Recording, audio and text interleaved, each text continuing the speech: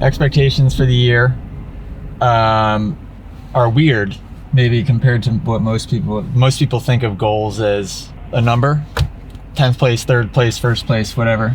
I'm not going down that route because that route has really bit me in the butt a bunch of times, years that I've been really prepared, and it just didn't work out. So managing expectations, which means really just like staying in the moment and just trying to enjoy it and just ride like myself and just have fun. I even caught myself doing it this morning. I woke up and like right away I didn't feel good and I didn't have an appetite where normally I'd wake up and be starving. And I'm like, okay, here we go. I'm right back into the pattern of not enjoying race day. Like I get to race Supercross. Like why am I not waking up excited to go race my dirt bike? And that feeling makes my palms sweat. It makes my legs weak. It's just like all the physiological like symptoms of like shutdown. So I need to avoid that and stay out of that pattern. That's basically it, because if I do that, I know how to ride. So just go out and have fun other than that. Well, late for track walk? Oh, I'm always late for track walk. Oh yeah? Well, today is track viewing, so I don't know, we get to view the track, and then they're giving us 2 extra laps and free practice to walk the track with our dirt bikes. And then it begins. Good thing I hired a full-time film guy this season. That won't be able to go anywhere. This damn dummy can't figure out credential setup, so poor Cam, dude. All right, wrapping up track viewing. At least I know which way the track goes now, and I'm zoomed in all the way. Okay, Dave Drakes, top 3 predictions. Top 3 predictions. Oh, okay. I think we're gonna see a KTM-esque type of bike on the top of it. I'm gonna say Webb, then Eli, and then like Osborne. I think he's gonna come back after that little spill we had yesterday and do something cool. So I'm gonna go Roxon, Cianciarillo, Ronnie Stewart. All right, so I did do the fantasy thing. For the fantasy, I got pretty weird with it because I've never done like the thing with the handicaps. Okay, you know? Yeah. So who'd you grab? I'd have to look, but it's like a lot of people you wouldn't expect. Yeah. Especially in the 250 class. Like I did Joe Schmoda. That's where you get your points from. Is 250. Like, there's some sleepers. And then I did the first lap thing. Yeah. Oh, that's dangerous. Which is like. That scares me. Dangerous? That scares me, dude. So I did Cianciarillo and Faulkner for that. I said Faulkner. It's almost a guarantee for first lap. But that's risky because if you don't get the first lap thing, you lose 7 points. But if you get it, you gain 15. Yeah. You do it 2 classes. That's 30 points right there, dude. I'm winning it. How'd it go? How was the track, Cam? Oh, dude, it was wonderful. It was beautiful. Sick. You know, I had like dirt and stuff. I could barely see it. Really? So you didn't miss out on much. Where'd they have you? Just from like from the nose. We just looked at the track from the nosebleeds, basically. Oh, from like way up? Yeah. Well, not way up, but yeah, kind of. Pretty much my group will always be the last one out there, which isn't ideal. Especially at a track that gets rutted. Like Houston will get pretty rutted. Indy next weekend, or the weekend after, will get very rutted. But for the first one, to be totally truthful, the A group would be not a good option for me. They'd be coming around so quick that if I was a little bit off pace, then I wouldn't be able to do my thing. Where at least in B, like, ideally I'll be one of the faster guys, sort of, top 10 at least, and I won't be so intimidated by everybody. My last race was Daytona last year. It's a little rusty. I haven't practiced a start since Daytona last year, so. Realize feelings aren't facts, and they're fleeting too. You know, feelings are fleeting. You know, think about it. You could be watching some movie that's totally depressing, like The Notebook, and then all of a sudden, let's say you haven't seen Bear for 2 weeks, and then the door opens and Bear runs up to you. You're gonna be like, "Oh my God, it's Bear! It's Bear!" So, like, literally not even a half of a second ago, you were about to cry watching Notebook, and then Bear comes in, and now all of a sudden your emotion shifts to complete exuberance and joy. So feelings aren't facts. Feelings are transient. That's the proof. All right, so game plan, first free practice, it's 8 minutes. You have the 2 sight laps, so that's gonna be under like a caution flag. I just wanna situate myself up front. That'll actually be a good opportunity to do that. So I'm just gonna try to weasel my way to the front if I'm not out front already, so that way when it goes green, I'm one of the first guys. And then I just gotta man up and just pull the trigger. So Jason's on the same page, my mechanic, so I'll just tell him to keep reminding me of that. That'll set the tone. So I'm confident once we get that first practice out of the way, we'll be good. Just got to figure everything out in that 8 minutes. Don't leave anything for time qualifying. So this is Jay Cavanaugh at Rack Racing. I talk to him every day, especially on race day. I'll be talking to him all throughout the day. So during the week, I talk to him on the way to the track and then debrief on the way back home from the track. He does mental coaching, so we could put the link below. So you guys can do the same exact thing. And I will say, for somebody at my level, this is all stuff that I know and I've learned. I've had mental coaches before. I've worked with hypnotists, all types of stuff. So I know the techniques.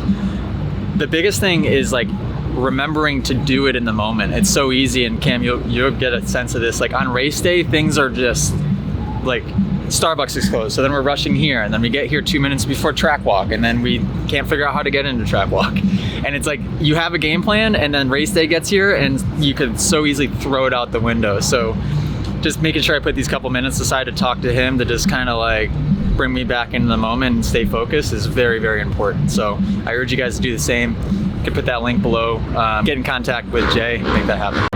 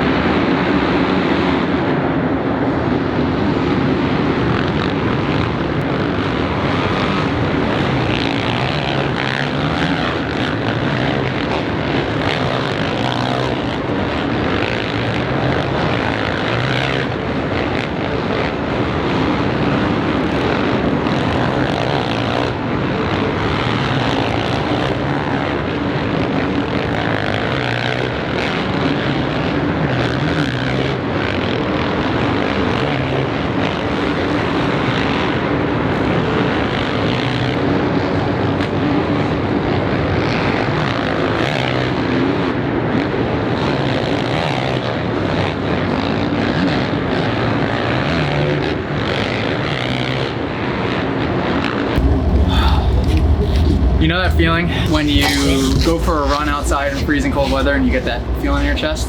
That's what I got, due to not breathing. I breathe once a lap. That's all you need. So what happens when I don't breathe is I just get arm pumps so bad. And then, did you see me get like whiskey a couple times over the, I went to go 2-3 in that rhythm and I jumped to the 4? Or were you so focused on? I saw a couple, like that back rhythm. Yeah. You were kind of just, there was a couple times where you got a little sketchy in there. Yeah, because you got bucked in the whoops pretty good once too. Yeah, because that was sketchy too, because same situation. I was trying to hit the whoops in second, and when I get pump, I just like will turn the throttle by accident. Yeah. And I missed 2 whoops like in a row, and those are steep whoops to miss. So yeah. Thank God my suspension slip could save me. All 4 of those mistakes could have been, probably should have been crashes, and I just kind of like braced for impact and kept the bike level, and it just like pushed me through perfectly straight. Like, it was nice. So no changes there? No, I mean definitely like in the braking bumps and the ruts, it's a little, it's stiff. But I think that's the roughest we'll see the track. First one of the season, that was pretty good. Normally I'm very guilty of rolling around a lot and like being too tentative and not jumping anything. I pulled the trigger on pretty much everything right away. Only thing I didn't do was that far back rhythm, the 2-3-3. The actual Supercross triple right-hander, you come down the start straight. Yeah. That next left-hander, all the top guys are taking the left. Yeah. Okay, that's good to know.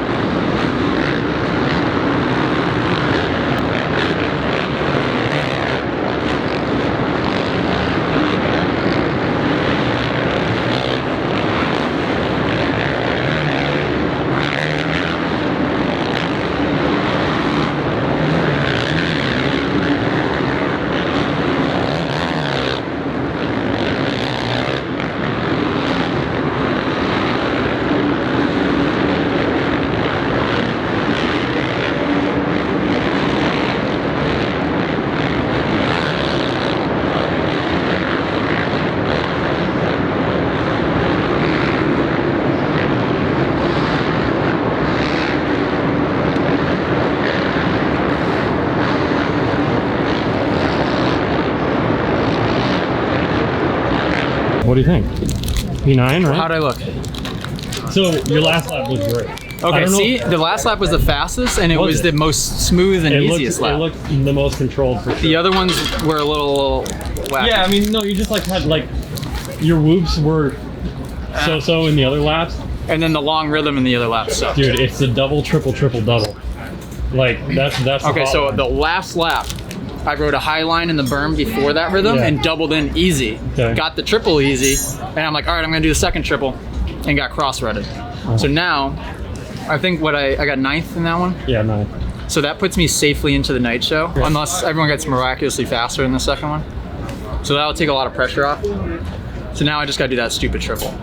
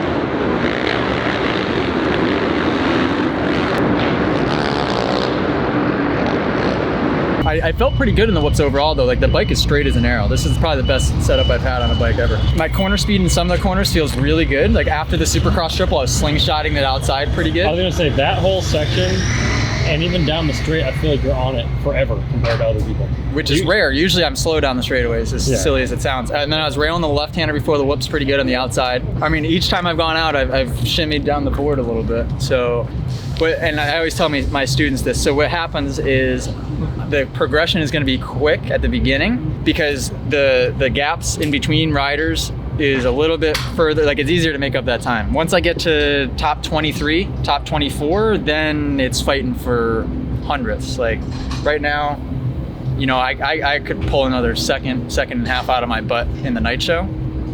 Just dude, you see how many times I had to pull in the cannon carrier? Yeah. Like a lot. I just had to rest. He was massaging my arms. I was just like, and then I went out, tried another lap, and then had to pull right back in because I'm like, nope, the arms are still bad. We gotta shut it down, pull it right back in. So where are we sitting right now? Like 31 or 32, which is not bad, man. Not bad. I'm very happy with that. Into the night show. Bad gate pick in the heat race, but I think the hard part's ahead of us, to be honest, because if I can't hold on for one lap in a time qualifier, it might be a little difficult to hold on for 8 minutes straight. Yeah. That's why I'm racing my way into shape. I'll be patient with it. I'll stay positive. This class is faster than last year's 450 class, so for me to end up where I did, I'm happy with that. Great. And I really got more in the tank. I still didn't triple that rhythm like a freaking wuss. Okay, in the night show. This is where it gets tough. Expectations, goals, basically to just finish, but like ride consistent laps. You know, like I don't expect much. I just want to go out and just ride consistent laps. Get a good start maybe, because I could get on TV if I get a good start. And then just put laps in. The more laps I ride, the less my arm pump is gonna be. Simple as that. And maybe like throw a whip or something because Cam's gonna be doing a cool edit. So I gotta look cool, right?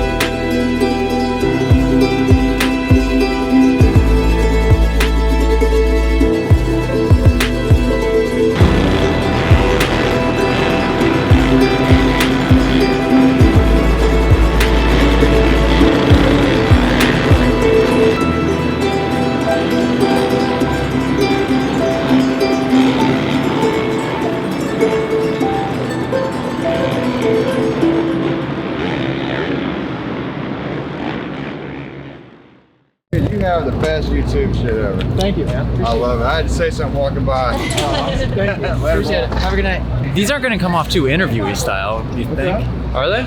Do you want to hold the camera? Okay, ask me some good questions here. Get me Well, fired okay, up. then it's going to be interviewing. I thought you were just going to talk. Sorry. Just fired up, dang it. It's been fired. Oh, heat race, embarrassing. What happens, honestly, I was just having this conversation with Dave. He asked a really good question in that, does it feel nice to like not have the pressure of relying on racing? And I said yes in one sense, but it's very, very easy to, you balance that line between letting that pressure be off your shoulders a little bit and then complete complacency. So in the heat race, like things started to go wrong and my brain just shuts down and I'm like, why do I even have to be out here? Which is a terrible outlook to have and it's dangerous. And then LCQ pretty much got the whole shot from the outside and then just straight off the track. So whoever's on the inside just kept going straight, which they should because they had the line and I just went straight. So hopefully I got some TV time with that. And then turn 2, somebody crashed and I went straight off the track again. But I passed a lot of people. How many people I passed in LCQ, Manny? 5. Boom. Most people I pass all day. 5 people. And Benny Bloss passed me 3 times, maybe 4. So he would pass me, I wouldn't see him, and then he'd pass me again. So he was either circulating the track extremely fast or he was crashing and I just never saw him. So other than the heat race, pretty happy, honestly. Arm pump, I would say, was actually better in the races, surprisingly, other than my heat race meltdown. That was better than what I expected. I was nervous going into today just because the 450 class is only getting deeper. I'm only getting slower. It's all about what's up here, seriously. When you get to this level or at any level, the importance of it is ridiculous. So tomorrow I will be teaching a class at Iron Dog MX. Wednesday I'll be at Spokes MX with the MX Factory. You guys can still sign up for that, ajcatanzaro.com, link below. Thursday I'll be back at Iron Dog MX. I believe there's 3 spots left for that. So those of you that live in Texas, make sure that you get signed up for that. It's gonna be super fun. Also, my man, Cameron Bushy, don't follow him. You can follow him on Instagram if you want. Subscribe on YouTube. What are you up to now? Like 720. He's at 720. So help me God, if we don't get him to 1,000 subscribers by next week, I'm retiring. And if you want, guys, you can subscribe to this channel. If you want, you can maybe think about subscribing to the Collective Experience, but probably don't bother with that one. And we're gonna go eat because I'm freaking hungry, and see you guys Tuesday, which will be Thursday your time, probably. Toodles.